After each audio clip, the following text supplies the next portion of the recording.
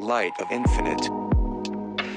It's wild to me to think that some folks don't know the true weekly epicness that is Shabbat. But like much in life, so much of its preciousness remains concealed until each person pushes through their own perceptions to reveal the truth that awaits. Cultivating a community that we feel is our own is key in feeling one with sacred spaces. Doing so often requires stepping out of one's comfort zone and either inviting people to create the space or inviting oneself to other spaces so that they become our own. When we haven't done that yet, or don't feel motivated enough to do so, we inevitably feel disconnected from the commandment as a celebration and feel them more as obligations. So how do we elevate the sacred moments and tap into the beauty and joy that lies within? It's always a mix of action and education, educating oneself on what the rituals entail and taking action to follow the rituals so that we can access the potent power of feeling that comes with being grounded and unified with oneself, with each other, and most importantly with our source, Hashem.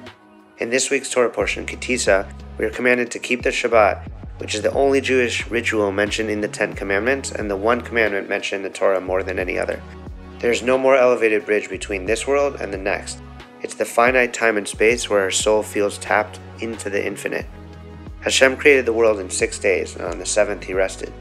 We spend our days emulating Hashem and creating, trying to conquer nature, to mold it into our desires, but on the 7th, on Shabbat, we are told to stop, take a break, meditate on being created, and abstain from creating.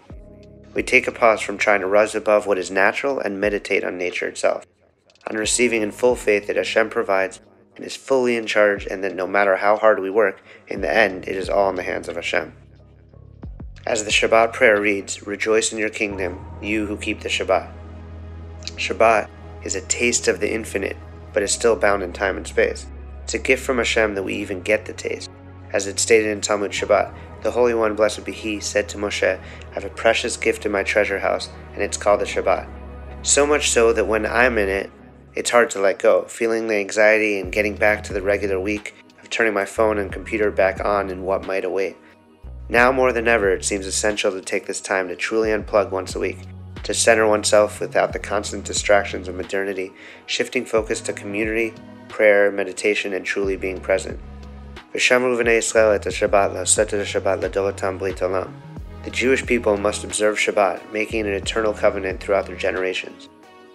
Rabbi Nachman of Breslov writes in Likutei Moharan that in the verse Ledorotam, throughout their generations, alludes to dira, dwelling, teaching that we have to draw Shabbat into our dwelling so that our physical spaces will feel the spiritual light that is Shabbat.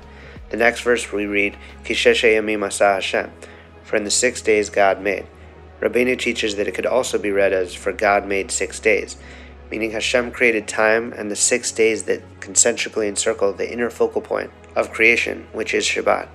Each day that is closer to Shabbat in time is also spiritually closer, which is also why human beings were created last, as we have the ability to elevate time and draw down the infinite light.